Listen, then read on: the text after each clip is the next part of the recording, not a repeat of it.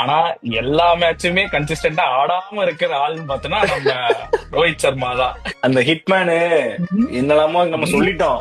ஐபிஎல்ல வந்து சீசனுக்கு 2 மேட்ச் 3 மேட்ச் தான் அடிக்கிறாரு, ஆனாலும் முட்டு கொடுக்குறானுங்க.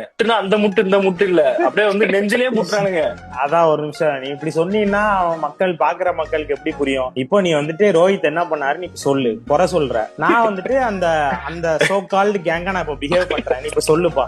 ரோஹித் சர்மா வராரு, ஒரு ஓவர் கூட தாண்டறது இல்ல, அப்படியே தாண்டினாலும் 2வது ஓவர் போயிடுறாரு. சோ பவர் பிளேயை தாண்டி அவர் ஆடுறதே இல்ல. ஏதாவது ஐபிஎல் பேசுறீங்களா? ஆமா, ஐபிஎல்ல தான். சாம்பியன்ஸ் டிராஃபி பாத்தீங்களா? பார்த்தேன். அப்ப அதை பத்தி பேசுங்க, எதுக்கு ஐபிஎல் பேசுறீங்க? அடிய பாத்தீங்கல்ல. அவரு இன்டர்நேஷனல் எப்படியும் ஆடிட்டு போட்டு, நான் ஐபிஎல்ல இப்போ பெர்ஃபார்ம் பண்ணலையே, அதை பத்தி பேசணும்ல ப்ரோ. வேர்ல்டு கப்ல ஸ்டார்டிங் எப்படி கொடுத்தாரு பாத்தீங்களா? அதனாலதான் இப்ப கப் இருக்கு நம்மள்ட்ட. T20 world cup enjoy பண்ணீங்கல்ல. அதான் ப்ரோ. ஆனா இப்ப ஐபிஎல்ல அவரு எதுவுமே பண்ணலையே ப்ரோ. வந்து சும்மா வந்துட்டு அவுட் ஆயிட்டு போயிட்டு இருக்காரு. இல்ல இம்பாக்ட் பிளேயர் எல்லாம் வந்து 2 பால் போயிட்டு